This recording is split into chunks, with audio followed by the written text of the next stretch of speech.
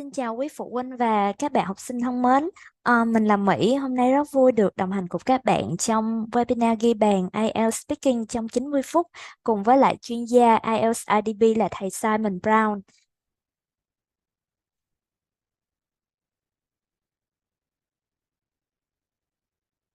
Rồi, chắc là để bắt đầu chương trình mình sẽ à, tham gia một cái mini game để không khí nó sôi động hơn ha các bạn.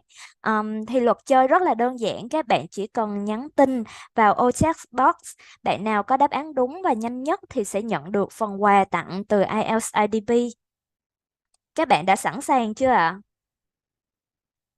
Rồi, trò chơi của mình sẽ bắt đầu ngay bây giờ ha các bạn. Rồi, khi tham dự kỳ thi IELTS, thí sinh bắt buộc phải có giấy tờ tùy thân nào? A. Sổ hộ khẩu. B. Bằng lái xe. C. Chứng minh nhân dân hoặc căn cước công dân hoặc hộ chiếu. Và D. Là sổ học bạ. Rồi, mình đã thấy có rất là nhiều câu trả lời ở trong phần chat box rồi.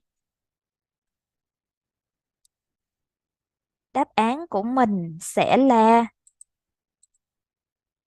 C ha các bạn. Đáp án đúng của mình sẽ là C nhé. Rồi, đáp án C. Ừm, Có rất là nhiều các bạn thí sinh đang có đáp án đúng ở đây. Mình sẽ chúc mừng bạn có câu trả lời đúng và nhanh nhất là bạn Thanh Thúy Phạm.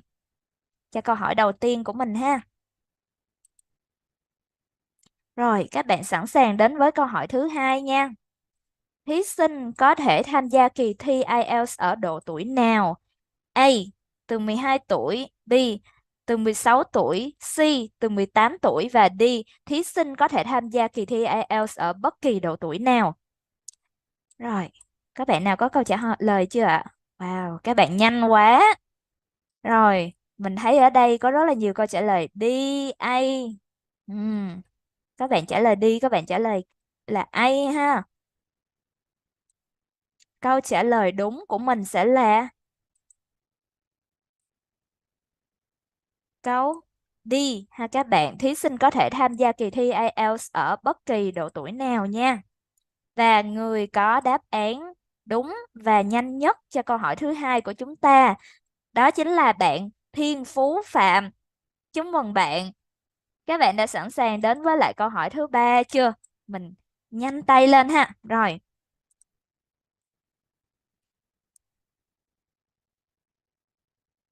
bắt đầu. IELTS IDP hiện có bao nhiêu địa điểm thi trên toàn quốc? A. 28, B. 29, C. 30 và D là 31. Rồi, câu hỏi này khó nè. Mình thấy có rất là nhiều câu trả lời khác nhau. A, B, C, D có hết. Rồi, vậy thì đáp án đúng cho câu hỏi này của mình là câu số mấy? Các bạn sẵn sàng chưa ạ? Có bạn nào chưa kịp trả lời không ạ? Rồi, mình sẽ show đáp án cho các bạn ha. Đó chính là 31 địa điểm ha các bạn. Rồi, vậy thì bạn nào sẽ có câu trả lời chính xác và nhanh nhất hiện tại?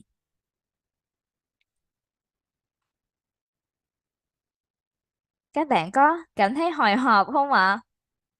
Chúng ta đã có người chiến thắng là bạn Hoàng Anh, đã có câu trả lời chính xác và nhanh nhất cho câu hỏi này ha các bạn. Các bạn chuẩn bị tiếp tục đến với câu hỏi tiếp theo của mình ha. Rồi, thí sinh được đăng ký thi IELTS One Skill Retest trong vòng bao nhiêu ngày kể từ ngày hoàn thành bài thi IELTS trên máy tính? A là 60 ngày, B 50 ngày, C 40 ngày và D là 30 ngày. Rồi, wow, câu trả lời đang được đổ về rất là nhiều. Chúng ta có những đáp án là C, D và A. Là chưa có bạn nào chọn B hết đúng không ạ? Rồi, chúng ta có người chiến thắng cho câu trả lời này rồi ha các bạn. Ờm, Bạn có câu trả lời nhanh và chính xác nhất là bạn Nguyễn Phương Ngân Đặng ha. Chúc mừng bạn. Thì câu trả lời đúng của chúng ta sẽ là 60 ngày kể từ khi hoàn thành bài thi IELTS trên máy tính thì các bạn có thể đăng ký kỳ thi One Skill Retake rồi ha các bạn. Rồi. Ok, thì đó là 5 câu hỏi cho cái vòng câu hỏi và trả lời để nhận thưởng vừa rồi của IELTS IDP. Thì các bạn được đọc tên sẽ vui lòng là mình gửi tin nhắn đến fanpage IELTS by IDP theo cú pháp là IELTS Workshop tháng 6, họ và tên của các bạn và địa chỉ để được IDP gửi quà ha các bạn. Các bạn lưu ý là mình sẽ nhắn tin đến fanpage nha. Rồi. Vậy bây giờ mình xin phép là được bắt đầu phần giới thiệu về IDP ha các bạn.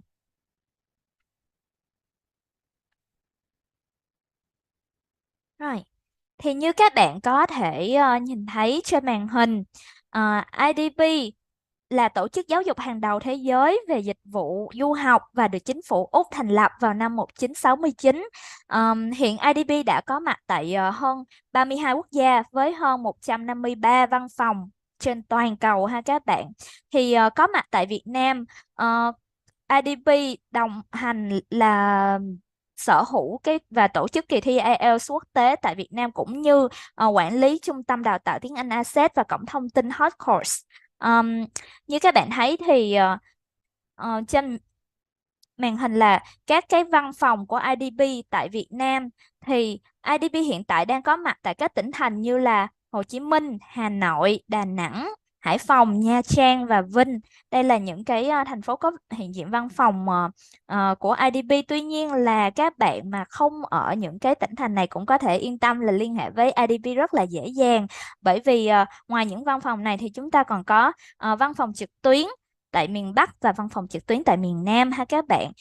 Khi mà các bạn cần hỗ trợ tư vấn hồ sơ du học, hoặc các bạn cần liên hệ với IDP thì các bạn có thể liên hệ qua số hotline là 1900 6955, hoặc là các bạn có thể liên hệ qua website của IDP là idp.com ha.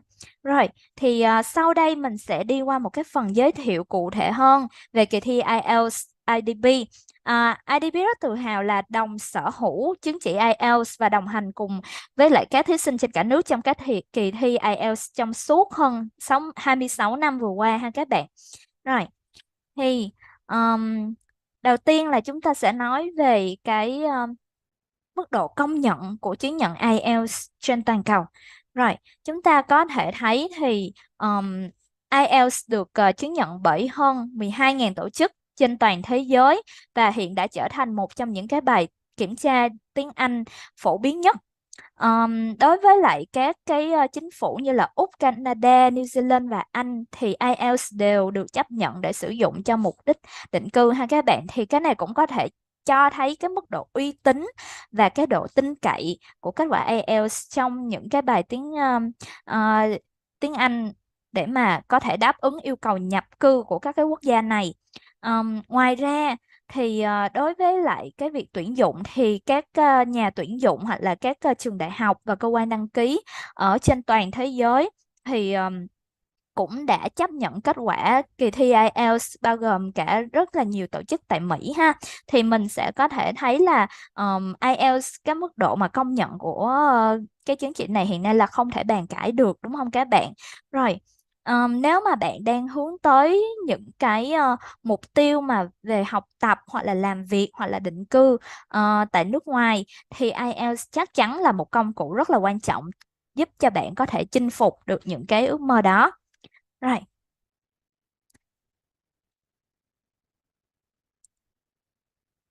Nào. Thì như các bạn có thể nhìn thấy ở trên màn hình thì hàng năm có tới hàng triệu thí sinh đăng ký tham gia IELTS tại IDP. Hiện nay là nó đã được chấp nhận bởi hơn 12.000 tổ chức trên toàn thế giới, và bạn có thể hoàn toàn tin tưởng vào chất lượng cũng như uy tín của kỳ thi. Cái chứng chỉ IELTS này là đặc biệt quan trọng với những bạn mà có nhu cầu muốn đi du học, xin việc làm hoặc là phát triển sự nghiệp ở nước ngoài, nơi mà có những cái yêu cầu rất là cao về tiếng Anh ha các bạn. Thì với hơn 150 quốc gia tổ chức kỳ thi IELTS bạn có thể dễ dàng lựa chọn những cái lịch thi hoặc là địa điểm thi phù hợp với lại yêu cầu của mình. Hơn nữa là hơn 4.000 địa điểm thi trên toàn cầu cũng đã đáp ứng được nhu cầu thi IELTS của đông đảo các bạn thí sinh trên toàn thế giới. Ờm, các bạn cũng có thể thấy ở cái mục cuối cùng của chúng ta là IDP IELTS tổ chức thi tại hơn 4.000 địa điểm thi trên toàn thế giới, và không những chỉ như vậy mà còn được hơn 3.600 tổ chức và chương trình tại Mỹ công nhận ha các bạn. Nó sẽ mở ra rất là nhiều những cái cơ hội cho các bạn thí sinh mà muốn có nhu cầu du học hoặc tìm việc làm hoặc là phát triển sự nghiệp tại Hoa Kỳ. Rồi, khi mà nói đến IELTS thì các bạn có thể tự tin lựa chọn IELTS IDP để làm nơi có thể đạt được band điểm mơ ước của mình. Với danh tiếng và uy tín của IDP thì chúng tôi rất là hân hạnh được đồng hành và hỗ trợ các bạn trong hành trình ôn luyện và đạt được những cái kết quả tốt cho kỳ thi IELTS của mình ha các bạn. Rồi. Vậy thì mình sẽ cùng tìm hiểu những cái lợi thế khi mà các bạn có được cái chứng chỉ IELTS. Lợi thế của chứng chỉ IELTS hiện nay là không thể bàn cãi được trong cái việc du học ha các bạn. Thì đây là một cái yêu cầu rất là quan trọng để nhập học tại cái trường đại học hoặc là trường cao đẳng trên toàn thế giới, bởi vì đó là một cái tiêu chuẩn đánh giá năng lực tiếng Anh của bạn và giúp bạn có cơ hội mở rộng cơ hội học tập ở môi trường quốc tế. Ngoài ra thì đây cũng là một cái chứng chỉ quốc tế được công nhận rộng rãi. Nó chứng minh cho cái khả năng sử dụng tiếng Anh của các bạn trong cái tình huống giao tiếp hàng ngày hoặc là ở trong môi trường công sở cũng như là cả môi trường học thuật. Ở một số những cái quốc gia như là Canada hoặc là Úc thì hiện nay là cái việc mà mình có chứng chỉ IELTS nó cũng hỗ trợ cho các bạn có thể miễn được cái kỳ thi tốt nghiệp trung học phổ thông. Điều này giúp các bạn tiết kiệm rất là nhiều những cái thời gian và công sức trong quá trình xin học tại cái trường đại học ở quốc gia này ha. Rồi, ngoài ra thì kỳ thi cũng sẽ có thể mở ra những cái cơ hội cho các bạn được giao lưu và trao đổi văn hóa. Nó sẽ giúp cho các bạn rất nhiều trong cái việc là đăng ký vào các chương trình trao đổi quốc tế. Ngoài ra là chứng chỉ IELTS có vai trò quan trọng như mình đã đề cập trong việc là định cư, khi mà các bạn có thể thấy là rất là nhiều những cái quốc gia như là Úc, Canada, New Zealand và Anh thì hiện nay đều công nhận cái chứng chỉ IELTS để các bạn có thể nộp hồ sơ định cư ha. Đây là một cái điểm cộng cho các bạn có thể tăng cơ hội được nhận được cái visa định cư tại các quốc gia này. Về cái việc ghi điểm khi xin việc là không thể bàn cãi rồi. Hiện nay là có rất nhiều những nhà tuyển dụng trên toàn cầu đánh giá cao chứng chỉ IELTS và nó có thể chứng tỏ cho những người tuyển dụng thấy cái mức độ giao tiếp tiếng Anh của các bạn và tăng khả năng thành công của các bạn trong công việc, nơi mà những cái môi trường đó có thể là đòi hỏi cái kỹ năng tiếng Anh cao ha. Rồi, thì các bạn có thể thấy là đối với chứng chỉ IELTS các bạn có thể mở rộng được những cái cơ hội không chỉ về việc học tập mà còn về cả công việc và cuộc sống. Hiện tại thì như mình có giới thiệu qua thì IDP đang có mặt tại 19 tỉnh thành trên khắp cả nước ha các bạn. Các bạn có thể thấy là mình sẽ rất là dễ dàng để liên hệ với lại IDP và IDP cũng sẽ luôn lắng nghe những cái ý kiến và mong muốn của các bạn, cho nên là nếu mà các bạn thấy trên màn hình cái tỉnh thành của mình chưa có sự xuất hiện của IDP và các bạn muốn có sự xuất hiện của IDP tại tỉnh thành đó, các bạn cứ comment để bên mình ghi nhận cái ý kiến đó ha. Rồi. Một cái câu hỏi mà rất là nhiều bạn đặt ra cho IDP đó là nên thi IELTS trên máy tính hay là nên thi trên giấy. Thì đầu tiên á là mình sẽ có một cái lời khuyên cho các bạn, đó là các bạn nên lựa chọn cái lịch thi phù hợp với mình. Thì các bạn có thể tìm kiếm những cái lịch thi ở trên trang web hoặc là fanpage của IDP ha. Với kỳ thi trên giấy thì bên mình sẽ tổ chức từ 4 tới 5 lịch thi mỗi tháng. Còn đối với thi máy tính thì sẽ là từ là thứ hai đến chủ nhật, cho nên là các bạn có thể linh hoạt chọn những cái lịch thi máy tính nếu như mà các bạn còn thi trong tuần ha. Rồi, ngoài ra thì IDP cũng rất tự tin là đối với việc lựa chọn là thi trên máy hay là thi trên giấy thì bên mình cũng có thể đảm bảo những cái trải nghiệm thi tốt nhất cho các bạn thí sinh. Và các bạn nên chọn ngày thi IELTS mà các bạn cảm thấy thoải mái nhất ha. Nếu các bạn chọn bài thi trên giấy thì như các bạn có thể thấy ở trên màn hình hiện tại là các bạn có thể yên tâm về những cái yêu cầu và trải nghiệm của mình nó sẽ được đảm bảo. Đầu tiên là về cơ sở vật chất thì cơ sở vật chất tại IDP đạt chuẩn quốc tế thì sẽ đảm bảo cho các bạn môi trường thi thoải mái và rất là tiện nghi. Phòng thi được thiết kế rộng rãi, trang bị đầy đủ những cái thiết bị và tiện ích giúp các bạn hoàn toàn tập trung vào kỳ thi ha. Ừm, các cái giám khảo và giám thị thì cũng là những người rất là quan trọng trong kỳ thi của chúng ta. Các bạn sẽ tiếp xúc trực tiếp với lại giám khảo và giám thị trong ngày thi của mình đúng không các bạn? Thì đây đều là những người được đào tạo chuyên nghiệp và có thái độ thân thiện với thí sinh. Giám thị và giám khảo tại IDP luôn sẵn sàng hỗ trợ các bạn thí sinh trong suốt quá trình thi và đảm bảo mọi thủ tục diễn ra một cách suôn sẻ và công bằng. Ngoài ra thì điều đáng chú ý là bạn sẽ được chủ động lựa chọn lịch thi nói phù hợp với kế hoạch cá nhân của mình ha. IDP cung cấp nhiều lịch thi trong tháng giúp bạn dễ dàng chọn được ngày và giờ thi phù hợp với lịch trình của mình. Um, cái quy trình đăng ký tại IDP thì cực kỳ nhanh chóng và dễ dàng. Bạn có thể đăng ký trực tuyến hoặc là trực tiếp tại cơ sở của IDP. Mọi thủ tục đều rất là đơn giản và nhanh chóng để hoàn thiện, giúp cho các bạn có thể tiết kiệm thời gian và năng lượng của mình ha. Um, Nếu mà đến với IDP thì các bạn có thể tin tưởng là có được một cái trải nghiệm thi IELTS trên giấy vượt trội, đáp ứng đầy đủ mọi nhu cầu và yêu cầu của các bạn ha. IDP hiểu rằng là một môi trường thi thoải mái và hiện đại là yếu tố quan trọng trong cái việc giúp thí sinh đạt được những cái kết quả thi tốt. Đó là lý do tại sao các phòng thi trên máy tại IDP được trang bị cơ sở vật chất hiện đại và đáp ứng tiêu chuẩn quốc tế như các bạn có thể thấy trên màn hình. Thì đây là một cái hình ảnh minh họa cho phòng thi IELTS trên máy tính tại IDP ha. Đầu tiên là chúng ta sẽ có thể thấy là ví dụ như trụ sở mới tại 1612 Bà Trưng quận 3 của ở Hồ Chí Minh là một ví dụ điển hình ha. Phòng thi trên máy tính ở đây thì được thiết kế rất là rộng rãi và có không gian thoải mái, nội thất thì năng động và tạo cảm giác thoải mái cho thí sinh. Có những cái như là ví dụ như màn hình, tai nghe chống ồn và bộ lưu điện đều đảm bảo cái chất lượng và của kỳ thi và tiêu chuẩn của kỳ thi IELTS toàn cầu ha các bạn. Rồi, bạn sẽ có cái không gian riêng tư để mà truy cập vào những cái công cụ cần thiết một cách dễ dàng. Cho nên là các bạn có thể tự tin đến với phòng thi trên máy tính của IDP. IDP cam kết sẽ cung cấp cho các bạn một môi trường thi tốt nhất để các bạn có thể thể hiện hết những cái khả năng của mình trong kỳ thi IELTS.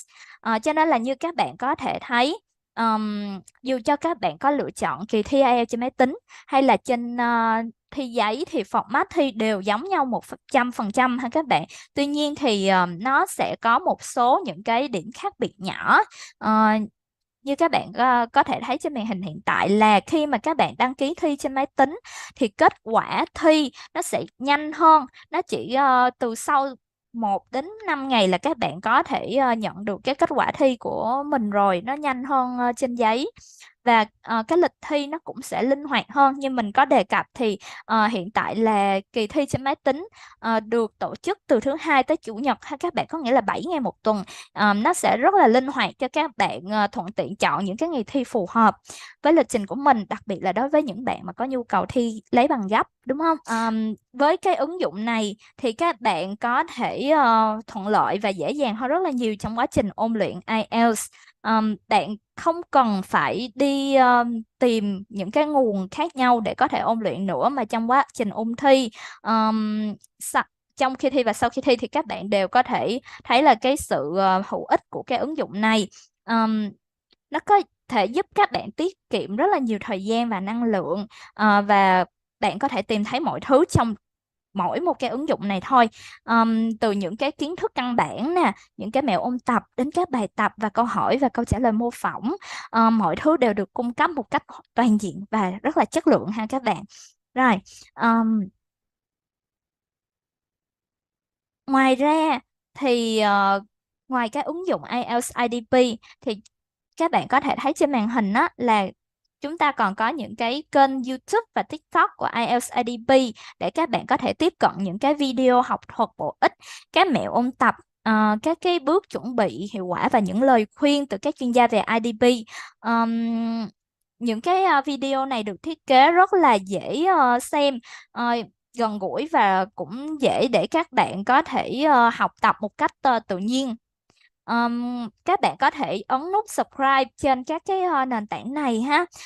Kênh YouTube và kênh IELTS, kênh TikTok của IELTS IDP ha các bạn. Thì các bạn sẽ không có bỏ lỡ những cái thông tin hữu ích để mà có thể ôn tập trong cái quá trình ôn luyện thi IELTS của mình.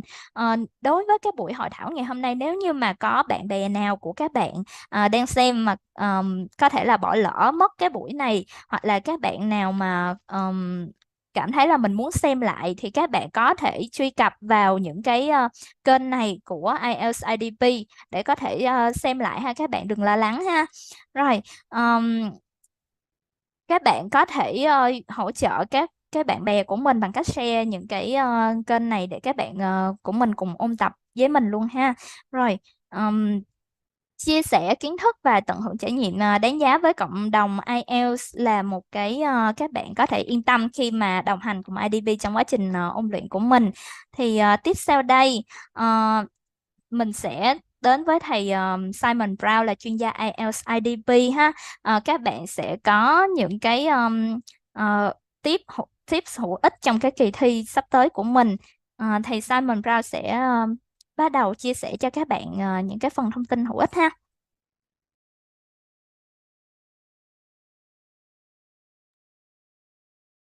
Good morning, everyone.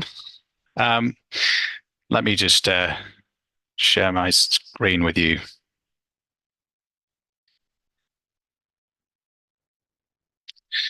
Just bear with me a moment.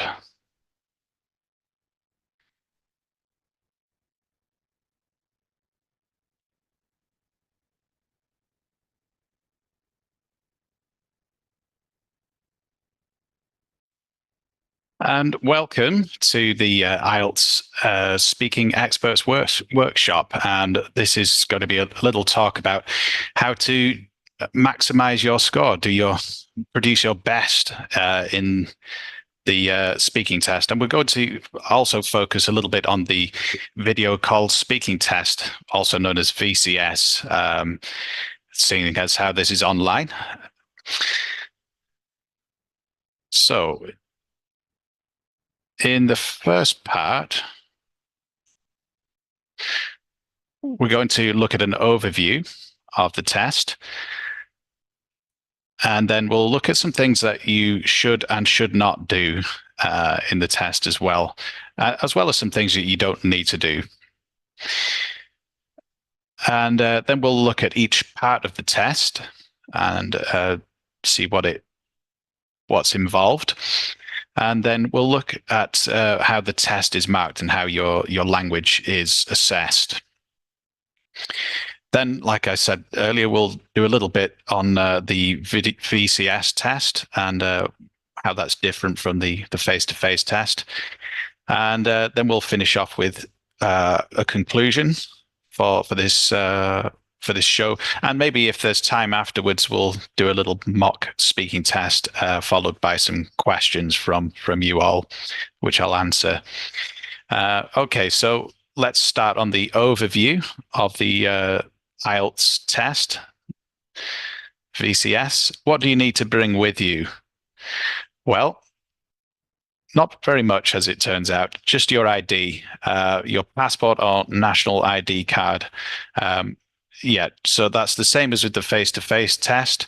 The difference is that in VCS, you will not have to present it to the examiner because, of course, they're online. So you will present it to the test day staff. But make sure you don't forget your ID. Of course, it's very important that you bring that. So how is the test structured?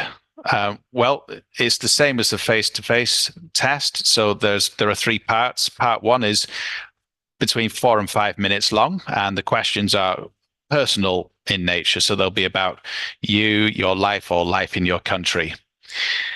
And there are some introductory questions at the start as well. Part two is between 3 and 4 minutes long, and this is a long talk related to usually your life in some way or an experience that you've had. And then part three, it's the same length as part one, so between 4 and 5 minutes. And these are the questions here are more general in nature, and it's related. The topic is related to the topic in part two. There are no real differences in the VCS test that you would notice between that and the face-to-face test. So, how is speaking assessed? Well, there are the same 4 categories as in the face-to-face test. So one is fluency and coherent, meaning is your speech fluent and structured well? We'll go into more details in these categories later. Lexical resource is the second one, which is just a fancy way of saying vocabulary. So is a good range of vocabulary used, and is it used accurately? Next, we have grammatical range and accuracy. So is a wide range of grammar features used? And again, are those features used accurately? And are they used flexibly as well? Finally, there's pronunciation. So is a range of pronunciation features used? And we'll look at that in more detail later, what we mean by pronunciation features. And is speech easy to understand? All right, so things you should and should not do during the test. We'll start with do's. Make sure you arrive early, of course.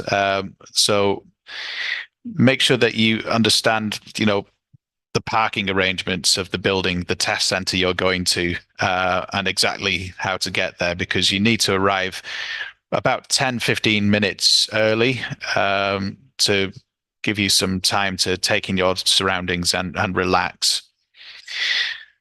Now, it is important, of course, that you relax before you go into the test, because we all produce our best performance in anything, really, when you're in a relaxed state of mind.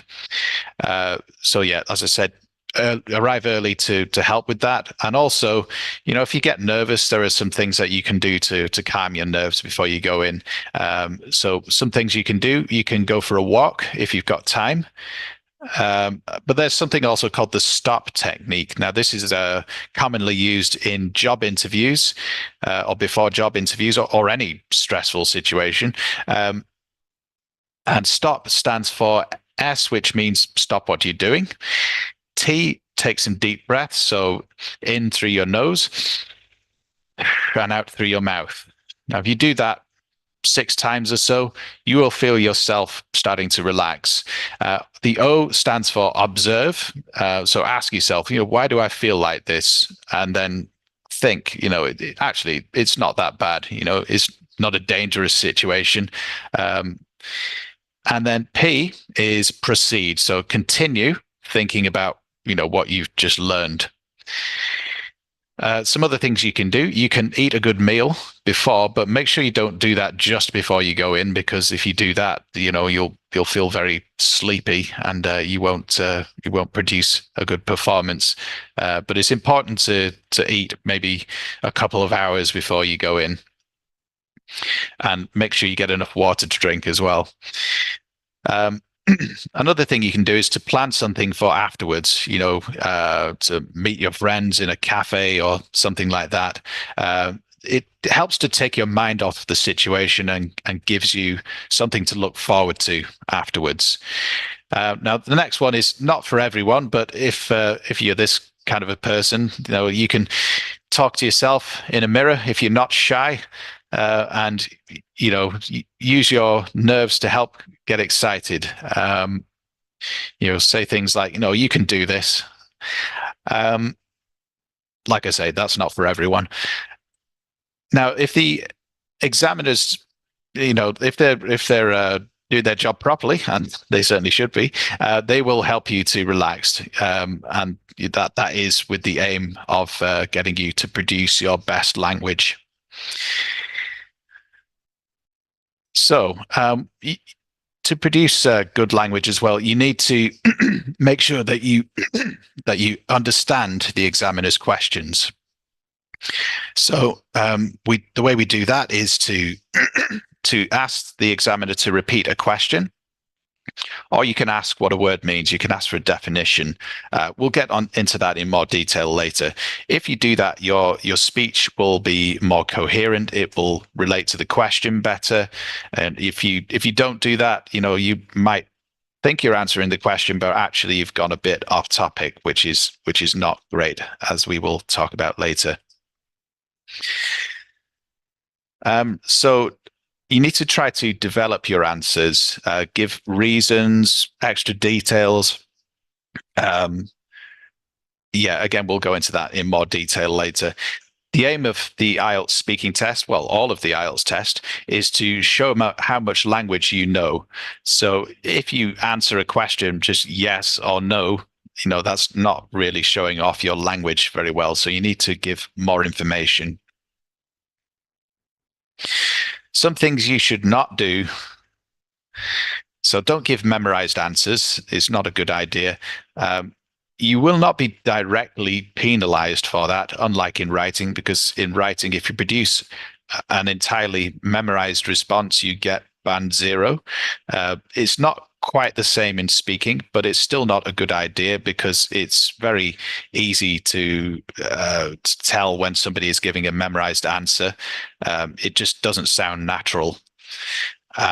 And memorized language is generally not considered when assessing language. So it's much better to just answer the questions naturally. Also, don't worry if the examiner interrupts you. It's not them being rude. The test has very strict time limits. So if time runs out, the examiner has to move on to the next part, and that often means that they will interrupt you. Also, don't ask the examiner too many questions. Remember, it's your speaking test. The examiner is not there to answer your questions. You're there to answer their questions. So, but what you can do is to ask if you're not sure what the examiner said or meant. So what do you not need to do? Well, you don't need to dress smartly. Many people think you do, but you don't. Jeans and a t-shirt are just fine. But I would still say it's a good idea, because you need to try and create a good impression. And some people find that dressing up smartly can help with their confidence as well. But it's really up to you. You don't actually have to tell the truth or give your real opinions. And the same is true of the writing test as well. You need to remember that the examiner has no idea who you are. They've never met you before. So you can, as long as you use good English, good language, and your answer makes sense, then it doesn't matter if you tell the truth or not. So it's quite a good idea with IELTS speaking to get very good at lying. You'll find that's quite a useful skill, especially if you get an unfamiliar topic. So let's look at the different parts of the IELTS speaking test now. So, of course, there's part 1, as we talked about earlier. Now, this is considered to be the least difficult part of the test. And why is that? Well, there are up to 12 questions, and the questions are about your life or life in your country. So they're quite personal in nature, so they're not so difficult to answer. However, you may get some questions that you don't understand completely. Now, if this happens, you can ask the examiner to repeat the question. They will only do that once, by the way. Or you can ask for the definition of a word. That's absolutely fine. If you do that, the examiner will give a short definition of the word you don't know. Don't ask the examiner to rephrase the question, because if you do that, they will simply repeat the question. And again, if you say you don't understand, again, the examiner will simply repeat the question.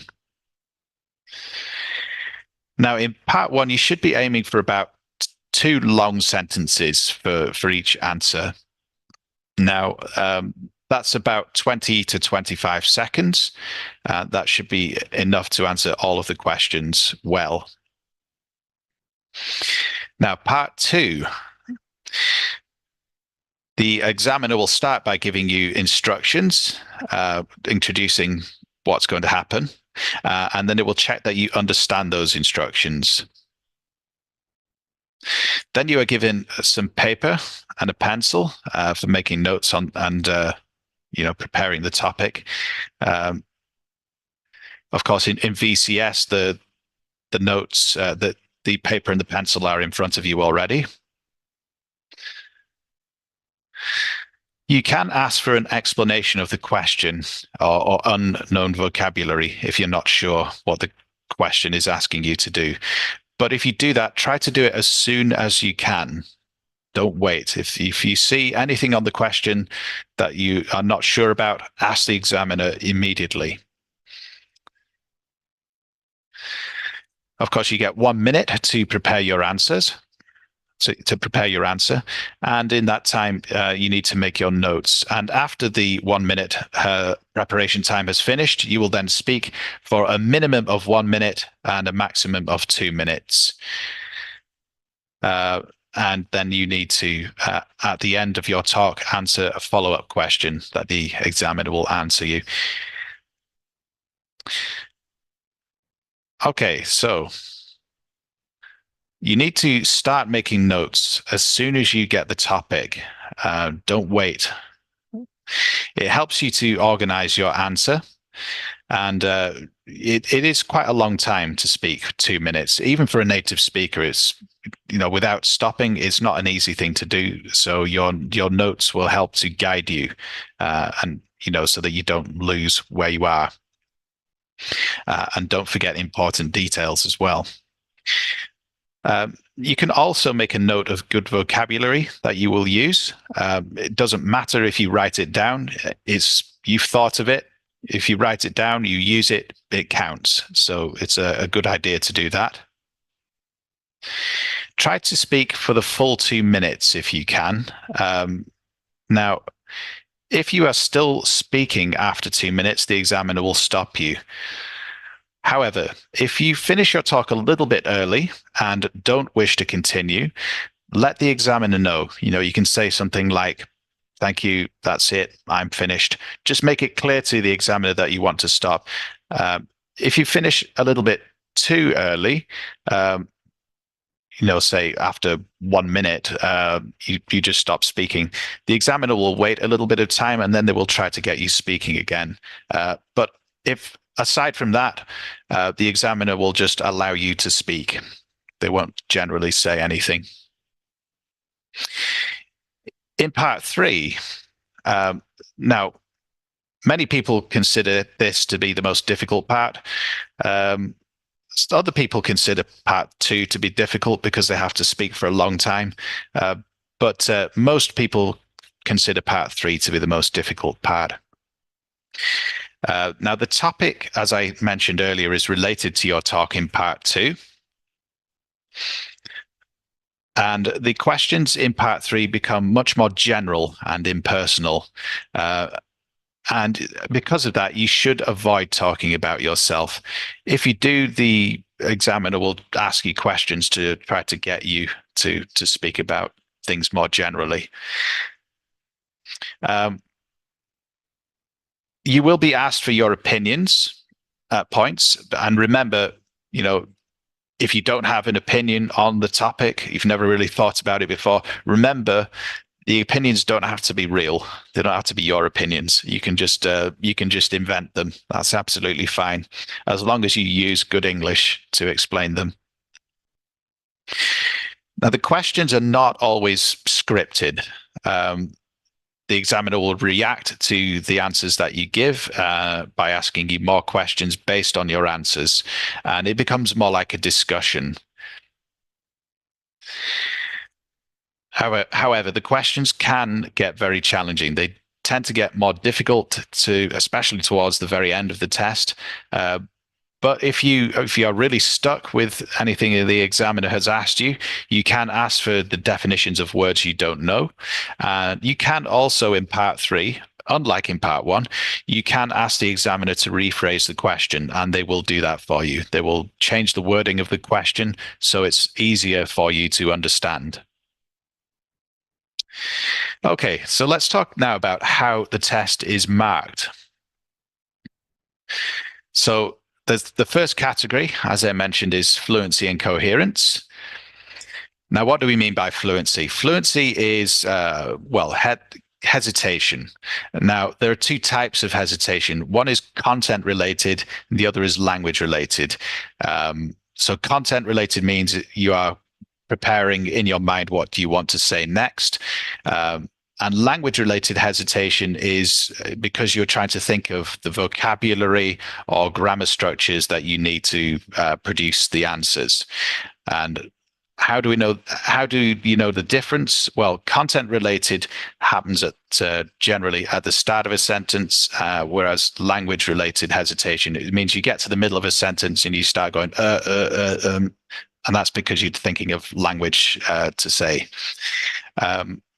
So what else do we mean by fluency? It's repetition and self-correction.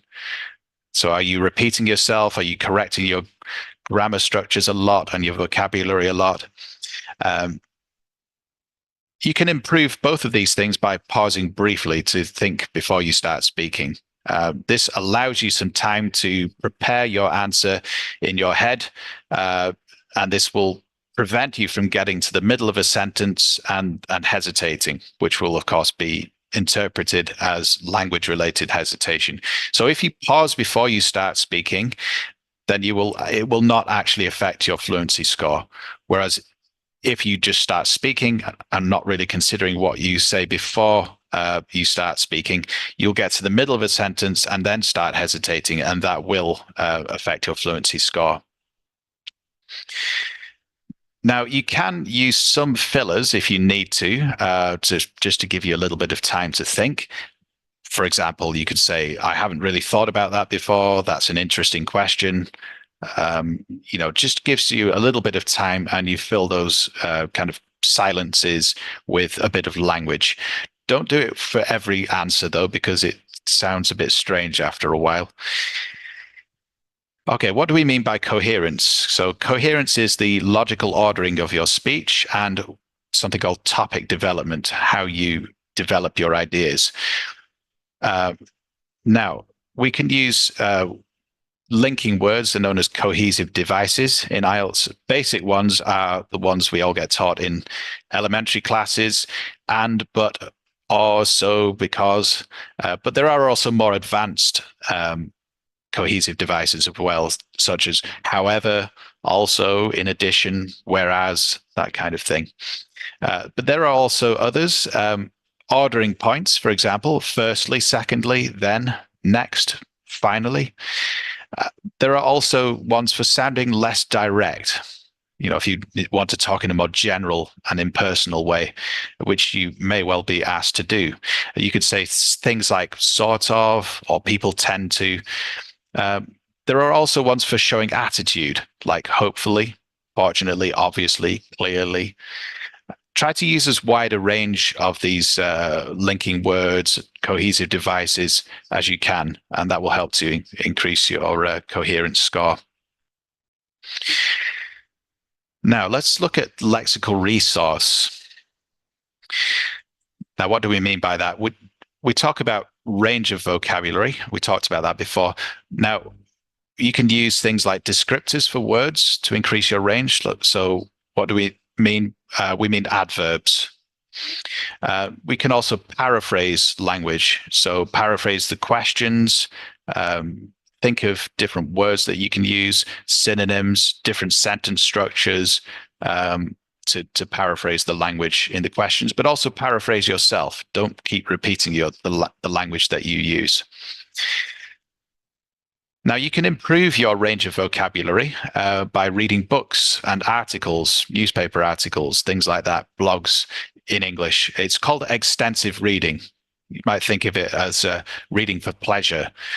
It's a great way for learning vocabulary, and it is how native speakers improve their vocabulary. But it's not just about the range. It's also about the accuracy of the vocabulary that you used. If you want to get the really high band scores in lexical resource, you need to try to use the vocabulary as accurately and precisely as you can. So the more accurate and precise it is, the better. Now, it's important to use accurate collocations. So an example of that would be make a mistake, not do a mistake. And also try to convey precise meaning. So an example of that would be fur when we're talking about cats. We don't use the word hair like we would for people. Next, we have grammatical range and accuracy. So again, it's about range and accuracy, as with all parts of the the criteria you are marked on. So is the candidate using a range of grammar structures? Now, what do we mean? We mean complex sentences. So an example of complex sentences would be sentences with a conjunction and a subordinate clause. So, for example, I go to work at 7 o'clock and then I check my emails when I get there. Something like that. Relative clauses. So for example, the man that is standing over there is looking at you. And then you can also have conditionals. So if this happens, then something else happens. Modal verbs are also important. So verbs like could, should, would, can. There are lots of ways that modal verbs can be used. So try to learn a few of those. Noun phrases, I mentioned one of those before, like you have a phrase for the subject of a sentence, like, for example, the man standing over there is looking at you. So, of course, the subject of that sentence is a noun phrase, the man standing over there. And you need to try to use a range of tenses. So, for example, if you're talking about the past, when you were a child, you could use things like used to and would, and not just the past simple. Or you could use future tenses like will, or maybe even future perfect, will have been. Try to use as many different tenses as you can and try to use them accurately. So what do we mean by the accuracy? So how many errors are there in the sentences? And do those errors cause difficulty with understanding? So, of course, the more errors there are, the more difficult it is for the listener to understand, then generally the lower the band score will be. But try to be as ambitious as you can. Don't use simple language and try to get it all right. You will not be rewarded for that. It's very important that you use as wide a range as you can and worry about fixing the errors later. So you get more credit for being ambitious with your language. Even if you make lots of mistakes, you will generally get a higher score if you use more complex language. The last category is pronunciation. So try to use a range of pronunciation features. Now, English is what's called a stress-timed language. Now, what do we mean by stress timing? We could talk about syllable stress in words, like, for example, computer, things like that. You stress the middle syllable in that word. But it's also about sentence stress. So, you stress the content words in sentences like main verbs, adverbs, adjectives, and, in question words, you would stress question. In questions, you would stress question words like what, how, why. But also, stress can be used for more advanced language as well. Like for contrast, for example, you would say something like, my father is a history teacher, but I am a maths teacher. So you see how we've stressed maths and I in that sentence. Now, where you have stress timing, you also have weak forms. So that's the sound. So grammar words in English, like prepositions, for example, are generally not stressed. They take the weak form.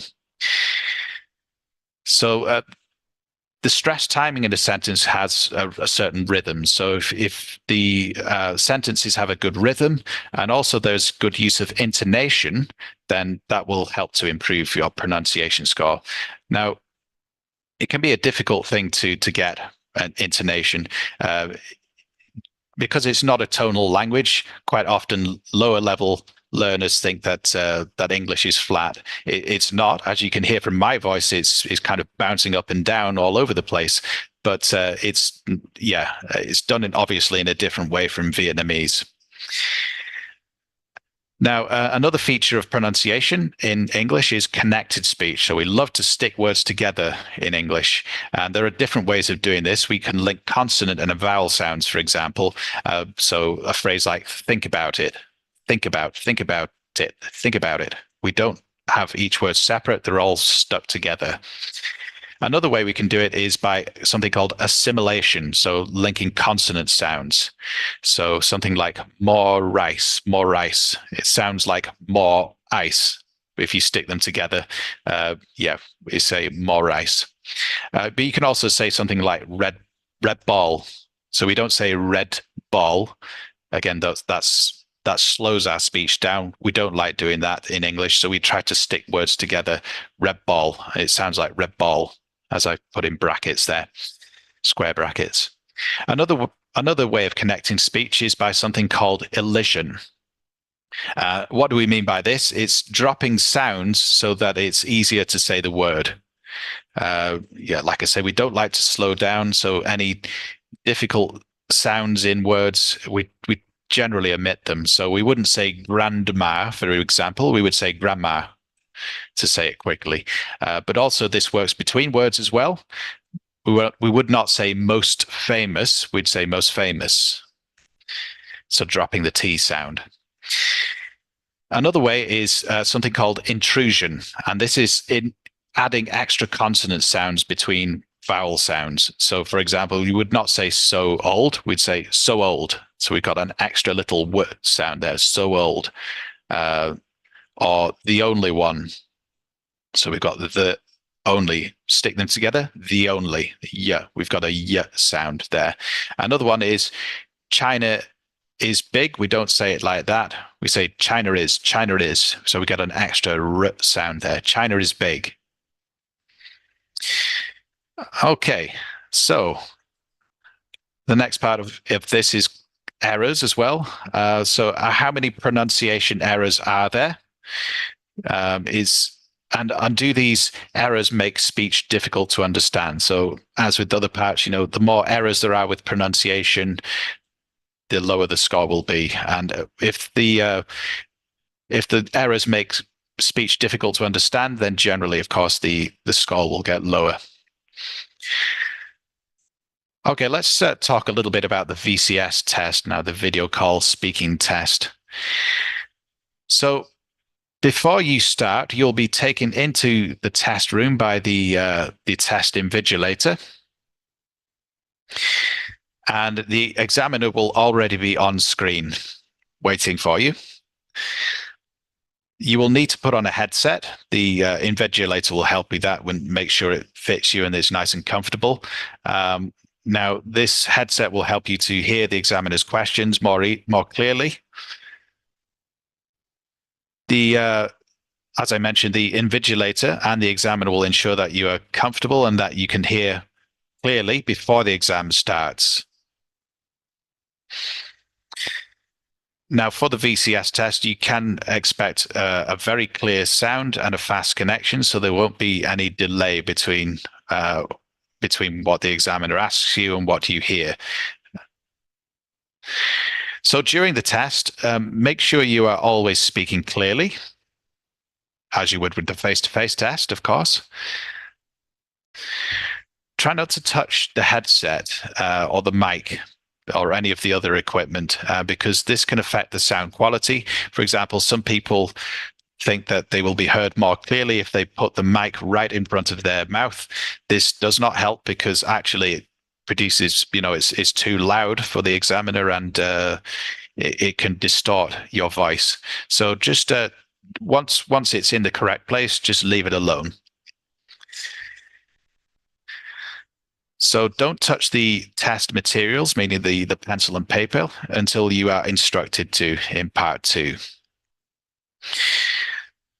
So in part 2, the topic appears on your screen. As soon as it appears on your screen, start making notes immediately. Don't wait for any other instructions. Once your screen has got the topic on it, the time for you to make notes has already started. If you start to experience problems with your connection or with the sound, make sure that you let the examiner know immediately or the invigilator. Once the test has finished, the examiner will let you know that, and then you can simply take off your headset and leave the test room. So, some questions about VCS.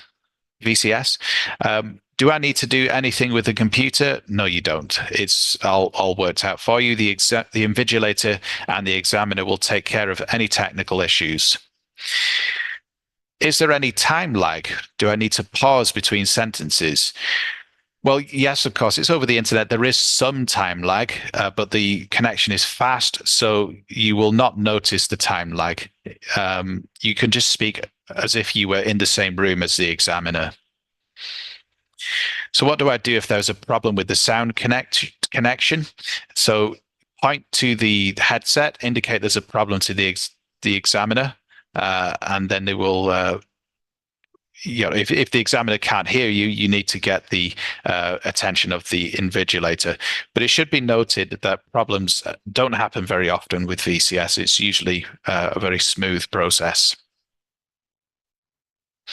So in conclusion,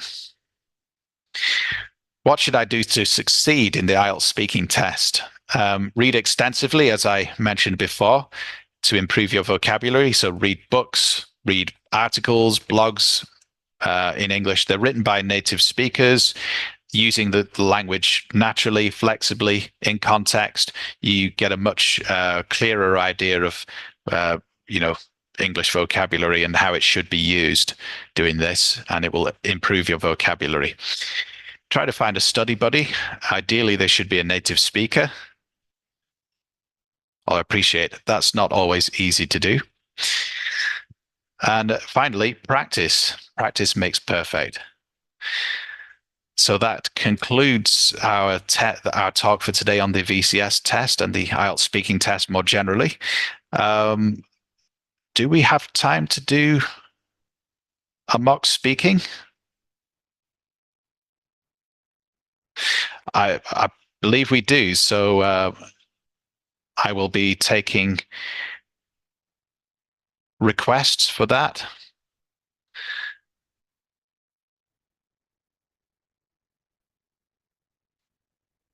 Okay, so I have a candidate here. All right, we'll do a full speaking test. Can I just check? Can you hear me fine? Can I hear hello. you?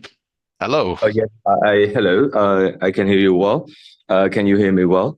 I can hear you perfectly. Okay, Thank let's make a start. Then we'll do like a mock speaking test now, all 3 parts if we can. I think we've got time to do that.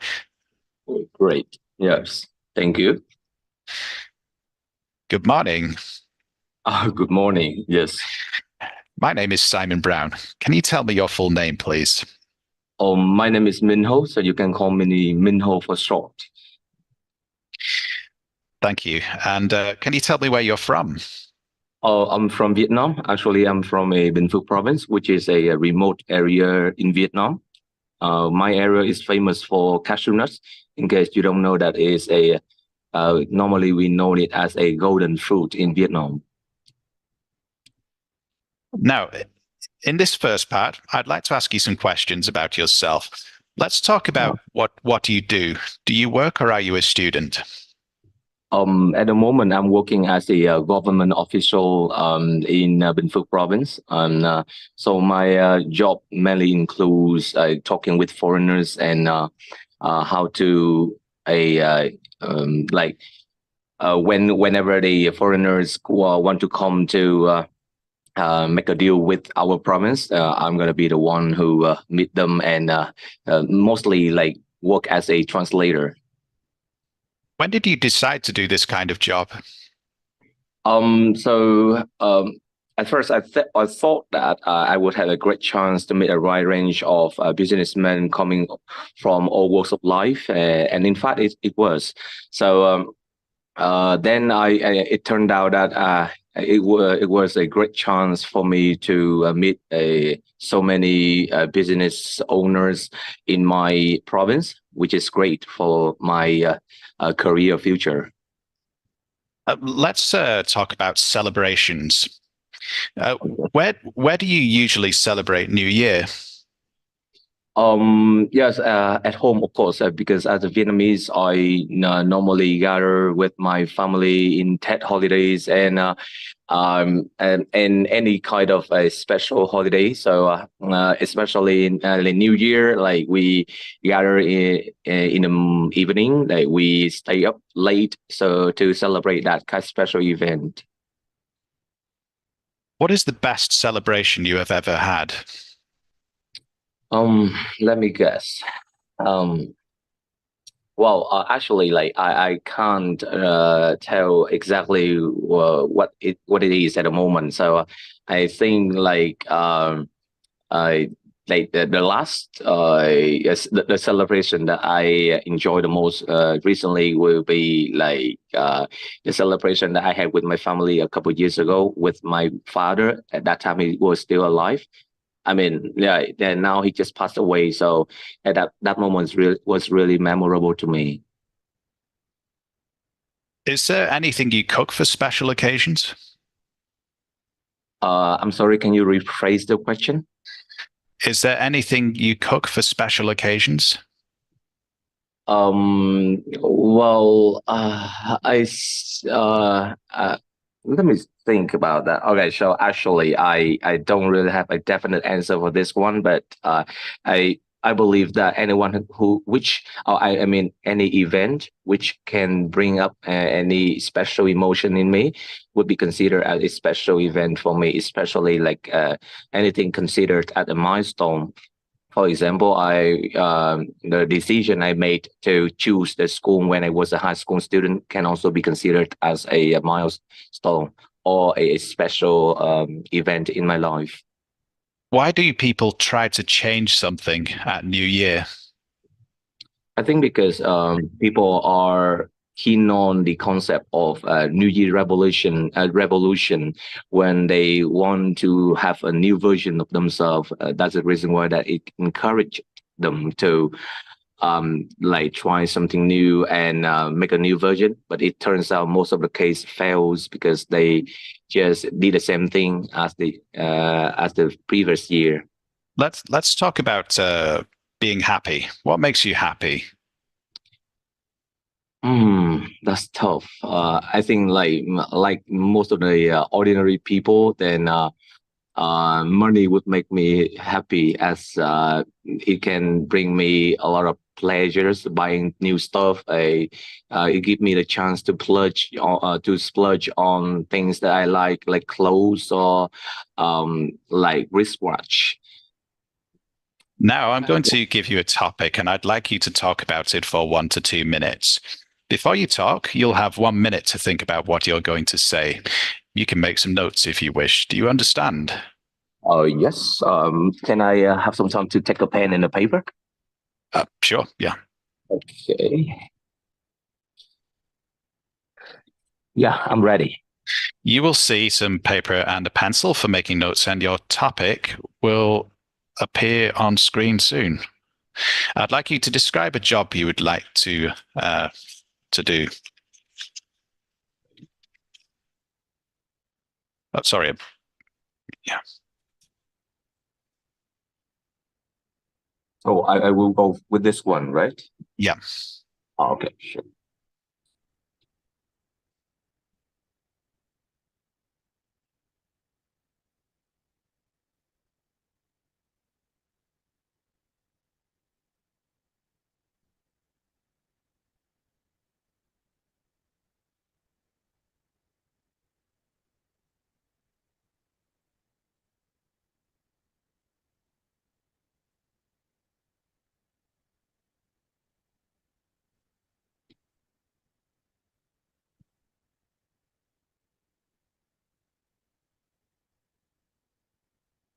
All right. Remember, you have 1 minute for this, 1 to 2 minutes for this. So don't worry if I stop you.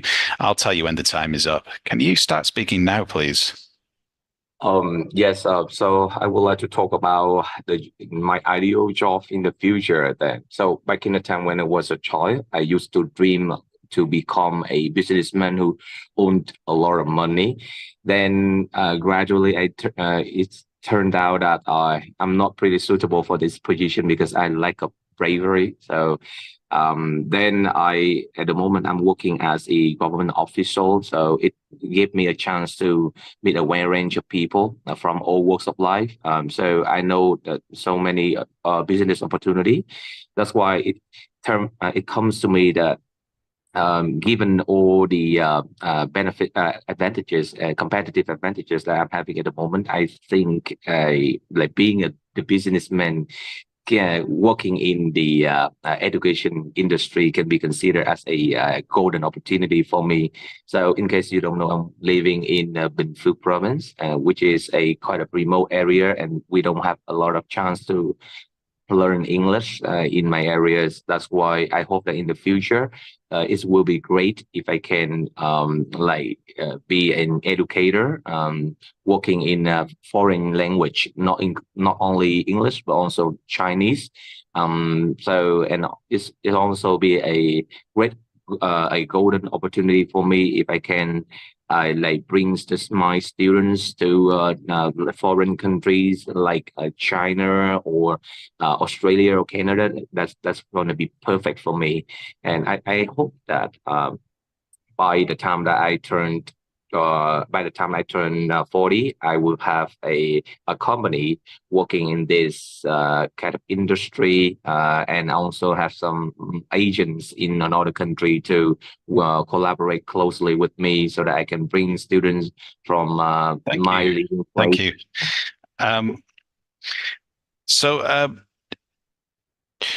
Do you think you will your job will change? Yeah, definitely. I believe so, because my current job is to some extent quite tedious and repetitive. Thank you. Please put the paper and pencil down. We've been talking about a job you would like to do, and I'd like to discuss with you 1 or 2 more general questions related to this. Sure. Yeah. Let's consider first of all jobs that people do in your country. So, what jobs do you think young people are generally interested in these days? I think from my observation, then young people enjoy doing something creative, like being a YouTuber or vlogger. The current generation, they enjoy doing something like really like bring them freedom rather than something repetitive like the older generation. So the other trend I noticed that people and most a lot of the youngsters they inherit a lot of a huge fortune from their family, so they intend to do something for their pleasure rather than something require a lot of commitment. Well, you mentioned being an accountant. You mentioned their being YouTubers and influencers. So is this having an effect on the more kind of traditional jobs that people did in the past, or people wanted to do in the past, like being a doctor or a teacher? Do you think there are fewer people who want to do that now? I think like because the demand still stays the same, people still need doctors and like people working in a specialized industry. So I think like the demand out, like I mean the workforce maybe stay the same, or to some extent we will see a surge in those industries. Like I taught a doctors as an example for this. And previously, people only pay attention for the health, but now they pay attention to a healthy life. And because of that, the doctor, they will have more jobs than before, and as a result, it will translate into have like bigger income for their life. So I think like it just the way they do the job will be different at the moment. So is it common now to have people doing many jobs in their careers, or do people tend to stick to one job for their whole working lives?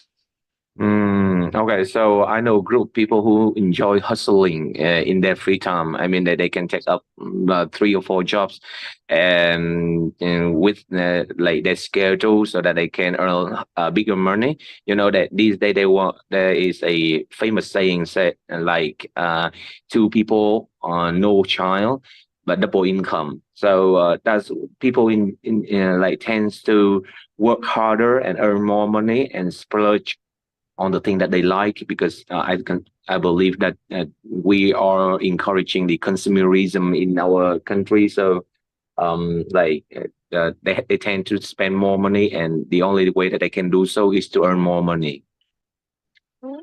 Let's move on now and think about technology and work. So overall in Vietnam, how do you think technology has affected work in the last 10 years or so? All right. So I believe like technology has so many like impacts, like so much impact on the workforce generally. Taking ChatGPT invention as an example for this, before people do the work, mostly like mentally or physically demanding, but then now with the help of ChatGPT, then people can just use a short prompts to instruct ChatGPT to give out the desired outcome, and then they get it. I mean, like they become more mentally lazy, and they can also get the thing that they want. So. So do you think there could be any negative consequences of using artificial intelligence in work? I think that it really depends on the way that we depends on it. I mean, like on the one way, if you extremely relies on like the suggestion of ChatGPT instead of depending on your own ability, then it's Thank you very much. That is the end of the mock speaking test. Thank you. Okay, let's. I have made some notes on what you said, but they are a bit of a mess. So just bear with me while I try to interpret them. Yeah. Let's talk about each category. So fluency, I thought you did pretty well.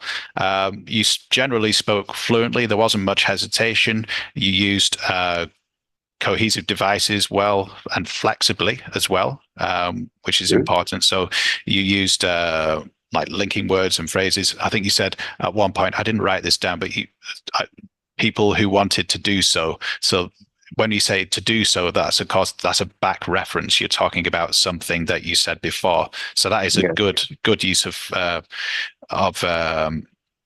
cohesive devices, and quite sophisticated as well. With your lexical resource, there was a good range of vocabulary used.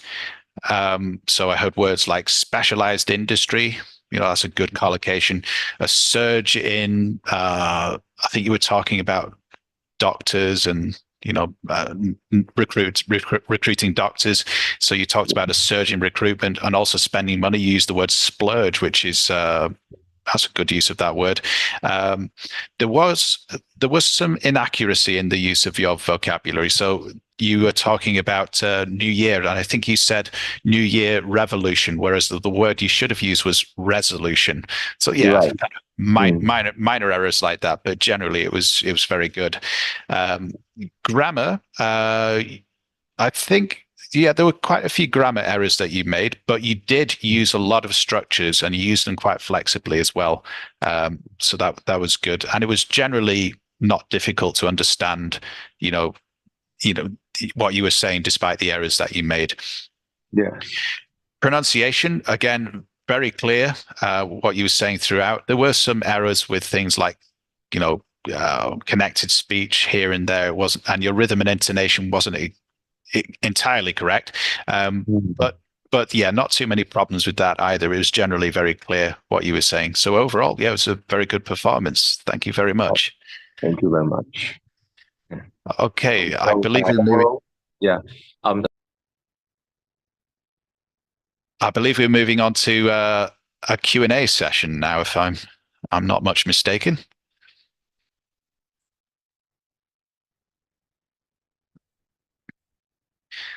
Okay. I'm sorry, because I saw like the signal of mute. So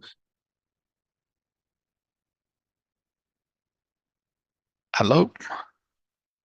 So I'll look through some of the questions here. So in speaking part 3, if I don't know how to answer, can I ask an examiner to ask other questions? You can do that, but I would generally advise that you don't. Try your best to answer the question. And as I said, if it's because you don't have any ideas, you can always invent them. It's best to be better prepared when you go in.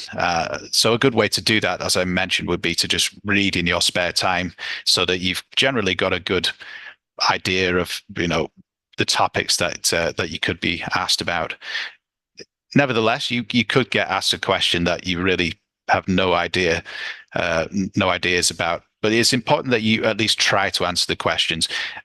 And if you have trouble with the vocabulary in the questions, you can get the examiner to make it a bit easier for you to understand. Right. So let's see. Any more questions here? When I give my example in part 3, could I talk about myself? You should generally avoid doing that. What you can do is you can take an example from your personal life and go and use that to illustrate your answer in a general way. So you could think about an experience that you've had and try to make it more general. But yeah, in general, you should avoid talking about yourself directly.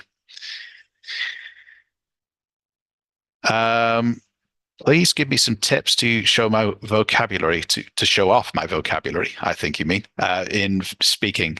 I know many words, but I still do not know how to use them. Okay. I think this is something that really just comes with practice. Just keep doing practice tests again and again. The more you use vocabulary, the more you get used to using vocabulary, and the better your score will be in lexical resource. So yeah, it's really just a case of practice, I would say. Okay. I would like to do a mock test. Unfortunately, we only have time for one. Sorry about that. Excuse me, I need to study vocabulary and ideas of native speakers. What websites can I study?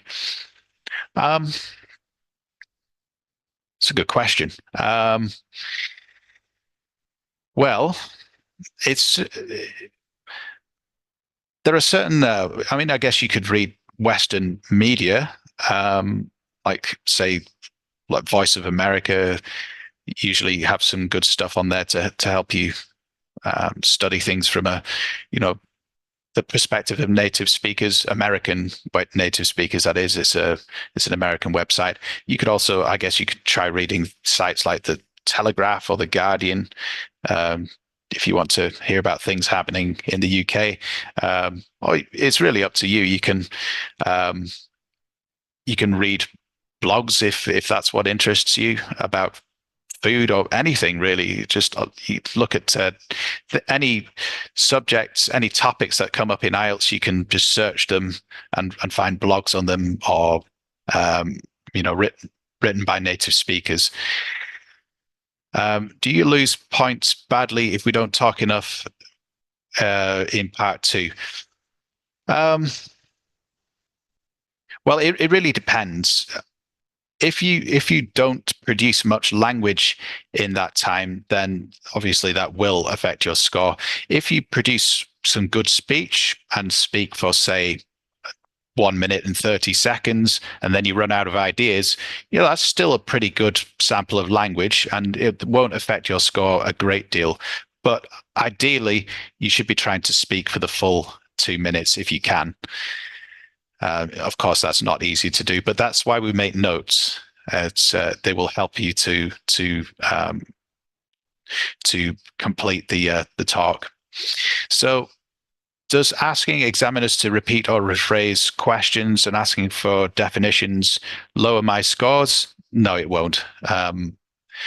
Not directly anyway, but if you spend the whole test asking questions of the examiners, then you're not going to give yourself enough time to produce language. So to a certain extent, it won't directly affect your score, but if you do it a lot, then you don't give yourself the chance to produce good language. If I use idioms or collocations but I mispronounce them, am I marked low for that? So is my score reduced? To an extent, yes. I didn't really talk much about idioms before. Now, it is good to use some idiomatic language, but it's more important that the idioms are well chosen and used naturally. I think many IELTS training centers tell their students, you need to use idioms a lot. You don't. If you use idioms all the time, then you will generally, it sounds a bit strange. Okay, so it's more important that you use a few idioms here or there, but use them accurately and naturally. And it's also more important that you use less common vocabulary and use it accurately as well. So what does it say here? A little pause before the answer after the, sorry, where's that gone? After the examiners ask a question doesn't affect my scores. No, it won't. If it's done before you produce your answer, then it won't affect your score. If you get to the middle of a sentence and you start hesitating, then that's interpreted as language-related hesitation, and that will lower your score in fluency. Can I say gonna in the IELTS speaking exam? Yeah, sure. Of course you can. But thinking about slang more generally, it's probably not a good idea to use too much slang, because the IELTS test it's a formal situation, and slang language is it's not really useful. It's not really appropriate for the circumstances. So yeah, I would avoid slang in general. But that's a very natural thing for native speakers to say, meaning going to, of course. So yeah, that's absolutely fine. It's just use of kind of weak forms, really, and it's very natural use of that. Could you recommend great books to learn English? Well, I would say to improve your vocabulary, I would say just read novels. If that's what interests you, read classic English novels, or even the American novels as well, like Charles Dickens, Great Expectations, things like that. Or you could read more modern work if that's what's good, if that's what interests you. Yeah, they all help to improve your vocabulary, and they're written by native speakers, meaning that the language is good, it's used in context, and doesn't generally contain errors. So what can I do if I understand the questions, but I do not know how to answer the questions, even in my native language? Well, try to give it your best shot. Some of them are not easy to answer. You need to give yourself a little bit of time to think about these. It's perfectly understandable to get questions you'd be not expecting in part 3. It's perfectly acceptable to just pause for a little while and think about what your answer could be. But do try to give it your best shot. What structure should I use for IELTS speaking in part 3? I'm not sure entirely what you mean by that. Do you mean what grammar structures? Well, I think it was yours talking to before, wasn't it? So you did a perfectly good job with answering the part 3 questions. You gave your opinions. I think, in general, your answers should be general and impersonal in nature. So, like I said before, don't spend too much time talking about yourself. What does it say here? Sometimes I feel part 2 is like 2.5 minutes. It's not. There are strict time limits, like I said. Sometimes it just feels like it's going for longer than it actually is. If I only have a short time to practice, should I pay more attention to fluency or vocabulary? Well, each of the criteria is marked equally, so you should really devote an equal amount of attention to both. But generally, if you have a wide range of vocabulary, you will be able to produce speech more fluently, because you'll be able to produce that vocabulary quickly. So they really help each other. But I would say learn the vocabulary and then practice using it, and that will help to improve your fluency. Could you recommend some good websites to practice pronunciation? I can't think of any off the top of my head. I would say a good way. Well, I mean, try to just Google search English pronunciation and see what videos come back. You'll find some on YouTube. I'm certain of that. But in general, it's good to practice with people who are near native speaker level of the language to get your pronunciation to improve. How can I change my accent to have a better accent like the same as British or American? Well, to produce, I think what you're really referring to is rhythm and intonation. But I think this really just comes with practice. So practice all the features. It's not expected that you'll speak with either a British or an American accent. You will. It is expected that you will have some kind of like a Vietnamese accent in your speech. So don't worry too much about the accent. Just focus on the other features of the language, like I said, connected speech, rhythm and intonation, and making sure that you stick your words together using connected speech, things like that. That's what's most important. How long should the answers in part 3 be? That's a good question. I didn't really touch on that before. They should be ideally a little bit longer than in part 1. Now, I said 20 to 25 seconds in part 1 is ideal. So part 3, you should be aiming for maybe slightly longer than that, maybe 35 seconds, something in that region. Just answer the question fully as fully as you can. And be prepared for the examiner to ask you questions based on the answers that you give.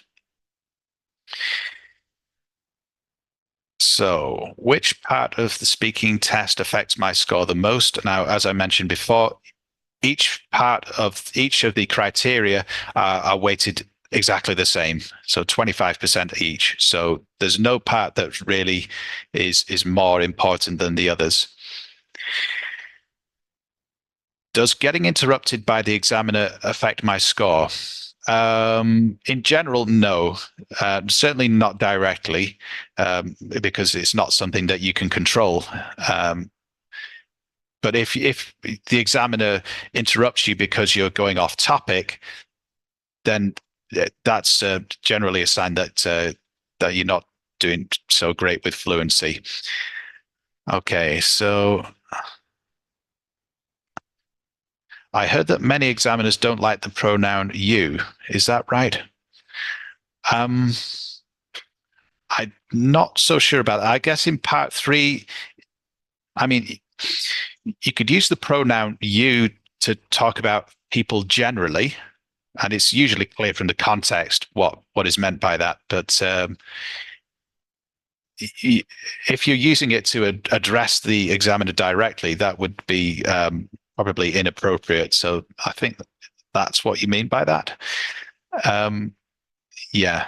So I guess the answer would be no, but yeah, you shouldn't really be addressing the examiner directly. So yeah, maybe that's what you meant by that.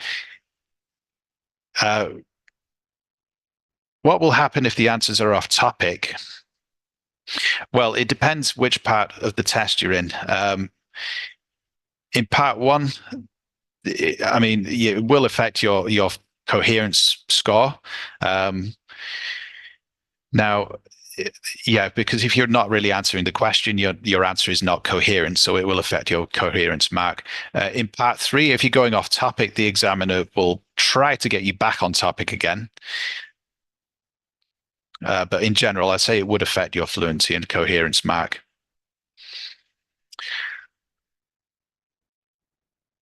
How can I practice more with native speakers?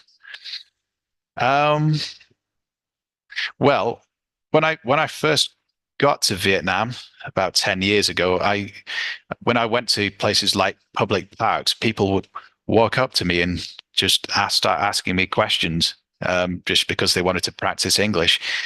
So I guess that's something you could do.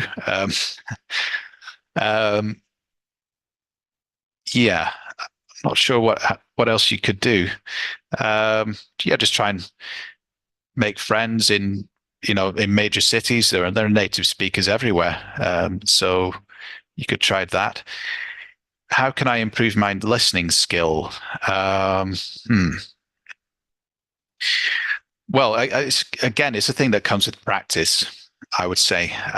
Just keep listening to podcasts, things like that. I think Voice of America have like a news bulletin that they do where it's delivered in simplified language. That could help you to improve your listening skills. Yeah, try to engage with people who speak English, and that will help you as well. Yeah, it's practice, really. It takes time. Just think of it like training. It's something that you do every day. The improvements will be slow and gradual, but with time, you will get better at these things. In the IELTS speaking test, should I use simple daily words instead of high-level vocabulary? No, you should not. That's not a good idea, because if you use simple language, you are basically putting a cap on your score. So that's a very common mistake people make. It's called playing it safe. So people think that if they use simple language, but they use it accurately, they will get a good score. That is not true. You will always be rewarded for being more ambitious with your language. So use as many complex structures as you can. Don't worry too much initially about making mistakes. Those are things that can be fixed with time, but always try to be as ambitious as you can. And that goes for not just the speaking exam, but the writing exam as well. Okay. Sorry, I've just lost that question. If I say something wrong and say it again, will points be deducted? Well, yes, I think is the short answer to that. Because if you say something wrong and repeat that error, it's evidence that the error is call it systematic. It's something that's a fault with the language. It's not just a one-off mistake. Yeah, so it will affect your score, but it depends in which category. So of course, if it's a grammar mistake, that will affect your grammar score. If it's a vocabulary error, then it will affect your lexical resource score, of course. Is it true that part 2 will decide the highest proportion, I think you meant, of your speaking score? Not really. All parts of the test are considered. Well, as long as your answers are not rehearsed, of course. Any rehearsed answers are not considered, but all parts of the test are used to decide your score. So, do you have any tips on Sorry, where did that question go? On maintaining the optimal length for part 2 answers? I've heard you can continuously ask yourself more questions to add content. I'm not entirely sure what you mean by that, but I think one thing you could do is we refer to it as the cross technique. So if you look at the topic in part 2, there are actually 4 parts to the answer. So as soon as you are given the piece of paper, or as soon as you get the piece of paper to make notes with, draw a cross on it, and then you can use each part of the paper to answer each of the 4 parts of the question. And this will, it will organize your answer, and it will ensure that you can speak for the full 2 minutes. Now, as I said before, it says here something about going over the limit. You can't really go over the limit. If you're still speaking after 2 minutes, the examiner will stop you. And that is generally not a good, that's not a bad thing at all. It's generally a good thing, in fact, because it shows that you've reduced language for the full 2 minutes. So, what if I don't have any experience or information about the topic? Well, that can be a tricky thing to deal with. But try to invent something. Like I said, it doesn't have to be your real opinion.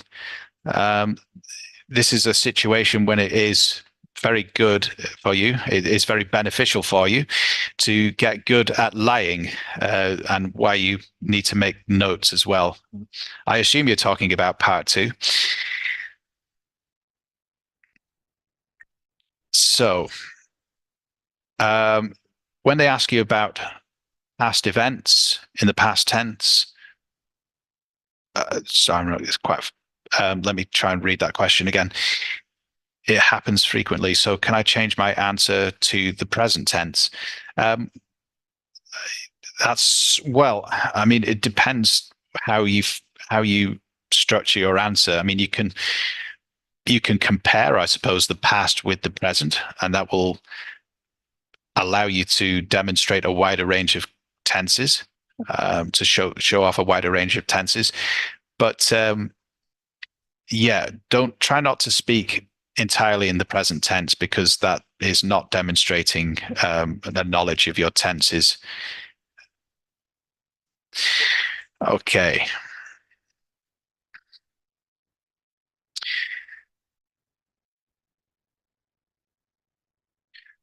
Does self-correction lower my scores? In some cases, yes, and in other cases, it could probably actually improve your score. So, for example, if you are using lots of complex structures, but you make a grammar mistake, but then you very quickly correct that grammar mistake, then it will not go as it will not be counted as a mistake with your grammar.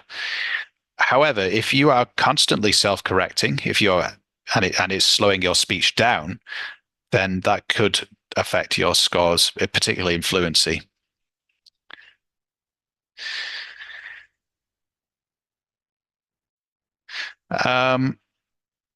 So some videos claim that you don't have to answer all the suggested questions in part 2. I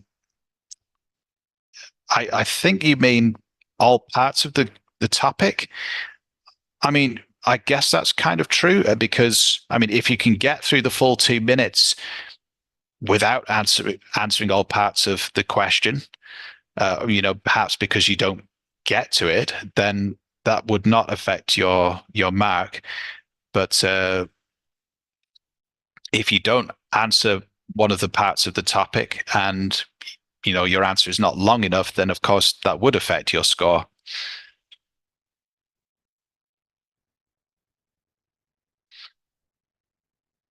Does time management affect, I'm not sure what you mean by that, affect any categories in the speaking score? Well, time management is not something that you need to worry too much about. That's more what the examiners have to do. Yeah, so I wouldn't worry too much about that.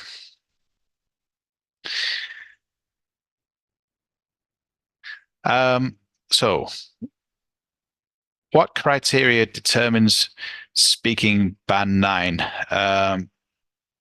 So coherence, fluency, or vocabulary. It's all parts. Does intonation and accent play a vital role in the speaking score? Well, certainly intonation does. Accent, as I mentioned before, accent doesn't really affect it a great deal. As long as you know it's still clear what you're saying, and it's not difficult to understand, then your accent will not affect your score a great deal. Yeah, so don't worry. Like I said, don't worry too much about whether you speak in a British or an American accent. It's more important that your speech is clear and that you use a wide range of pronunciation features, including rhythm and intonation. Does changing the order of questions in part 2 lower my score? It doesn't, actually. But the points in the topic are arranged in a logical order. You know, if you could produce a coherent answer and change the order of them, the topics, the points in the topic, then yeah, I don't see why that would lower your score. It would not affect it, I don't think. But yeah, I generally would try to stick to the order of the points in the topic, just because it's one less thing for you to think about. So I heard that there are some words that the examiners would like to hear. Well, I mean, to a point, yes, I guess that's correct. But I think what the examiners like to hear is just a range of different structures, different grammar structures, and a range of vocabulary used flexibly and accurately, and good pronunciation as well. So, like I said before, rhythm and intonation, connected speech. Try to cut down on those consonant sounds errors with them, and final consonant sounds. If I don't understand what the examiner is asking, how can I answer? Well, it depends on the part of the test. As I mentioned in part 1, you can, if there's a particular word you don't understand, you can ask for a definition of that word. If you don't understand the question at all, you can ask them to repeat it. But that's the only thing you can do in that case. You can either ask for a definition of a word or ask them to repeat the question. In part 3, or in part 2, you can ask for clarification on any of the vocabulary. In part 3, you can ask the examiner to rephrase the question, and they will do that. They will try to make it easier for you to understand. But I guess if you're going to the IELTS test and you're struggling to understand the part 1 questions, that's generally an indicator that maybe you've entered the test a bit too soon, and you should probably do some more practice before you go and do the test. What if I'm interrupted by the examiner in part 2 while I'm talking? Well, generally that will not happen unless you have been speaking for 2 minutes. That's the only time that you would be interrupted by the examiner, and that's not a problem. Will the examiner allow me to see the time I speak in part 2, or do I have to estimate it in my head? That's a good question. Now, it really depends. Of course, you're not allowed to take a watch in with you or your phone. So there is a timer, but that's not for you. That's for the examiner. Often there is a clock on the wall as well, so you could, if you think you can use the clock as a guide. But yeah, generally you need to kind of get used to doing it in your head. As I said, the examiner stops you when you've been speaking for long enough. Can the examiners recognize prepared answers? If the test takers still answer the questions naturally with good intonation? Well, a telltale sign that the questions are rehearsed is that they don't sound natural. That's a clear sign that they are rehearsed. So if the examiner asks again, but I still don't understand the question, what should I do? I think it depends on which part you're in, because of course in part 1, the examiner can only repeat the question once, and then they have to move on. So I would say try to give it an answer in part 1. Give an answer to the question. In part 3, you can ask the examiner to rephrase the question, and they will break it down. They'll make it easier for you. If that happens too many times, then they will simply move on to the next question. What are the differences between Band 8 and Band 9? Well, Band 8 is a very good score to get in IELTS.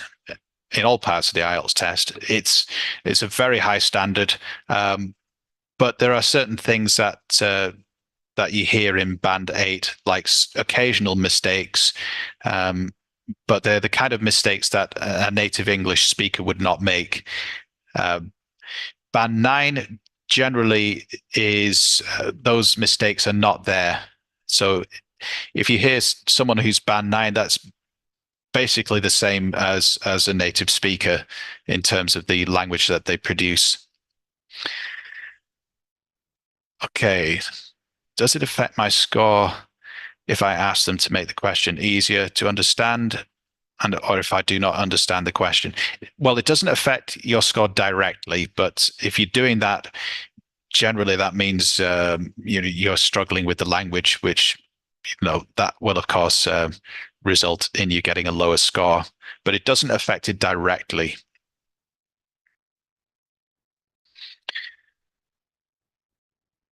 Okay.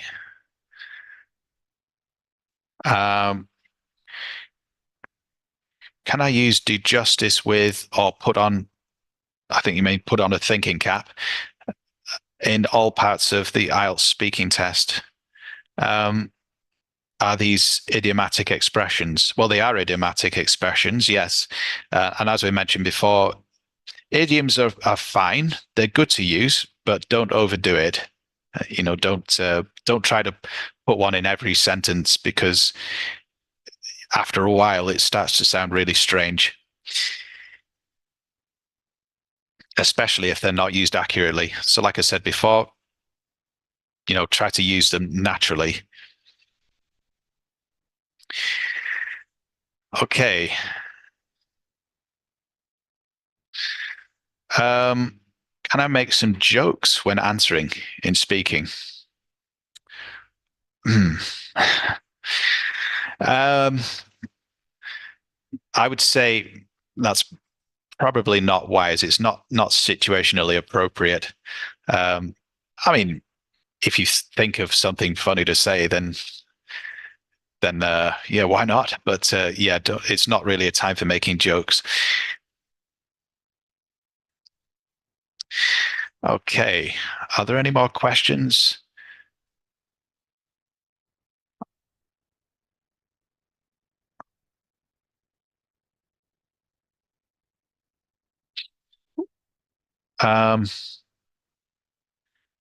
If I do not use any synonyms throughout the speaking test, but just speak fluently with normal vocabulary, could I achieve band 8?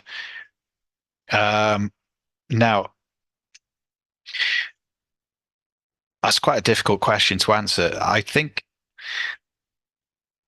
I would say probably not, because if you're not using synonyms, I think by that you mean you're not paraphrasing the questions or paraphrasing yourself. So that's not really demonstrating a range of vocabulary. Yeah, so yeah, try to paraphrase as much as you can. Okay. I think we've got time for one or two more.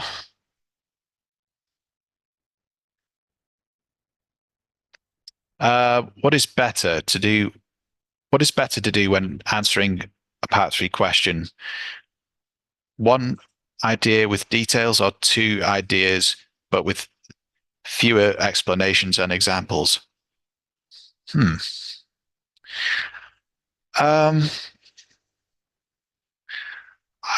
not really sure that it really makes much difference. As the thing that examiners are looking for is a wide range of language. Now, I suppose if you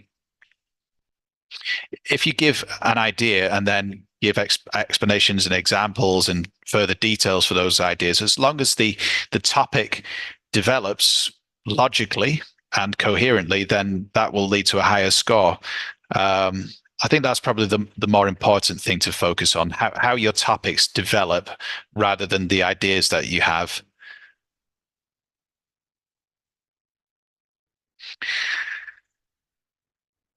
Okay. Can you give the structure of the talk in part 2? Some teachers told me to talk about something related to the past first, and the present, and then finally the future. Well, that's not really how it works. It's well, if you look at the topic card, you can see what you're expected to talk about.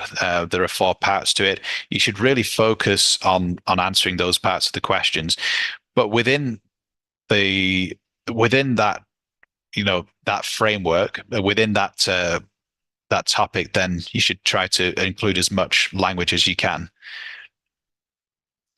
So yeah, it's good to refer to the past and then compare it with the present, and then also talk about the future, but only do that if it's really answering the question. You shouldn't try to kind of force it. Just really focus on the topics in the question, or the points in the topic card. Is it time for another one? Okay, so maybe just the last one. I'm trying to get band 9 speaking. Can you say something to motivate me? I think you can say something to motivate all the candidates that are joining with us today. That's a good one. Well, if you're going for band 9, that suggests that you're already at quite a high score. So I would say really focus on like the little errors that you make, pay real close attention to detail. So cutting down on the grammar errors, collocations as well, make sure they're accurate. It's really the difference between, like I talked about before, the difference between band 8 and band 9 is the lack of errors. So if you can just focus on those, it takes time. It's not an easy thing to fix. It can be quite difficult, especially if you're not in a country where the language, the first language is English. But yeah, that's what you really need to focus on. Just those little errors that people make. That's the difference between band 8 and band 9. So try to cut down on the errors in vocabulary and grammar, and also pronunciation, of course. And if all those things happen, then the fluency of your answers will naturally follow. And as I talked about before with topic development, that is an indicator of really high levels of fluency. So try to cut down on your hesitation as much as possible. Make sure it's all content related hesitation. So pause before you answer. And that's what will get you from band 8 to band 9.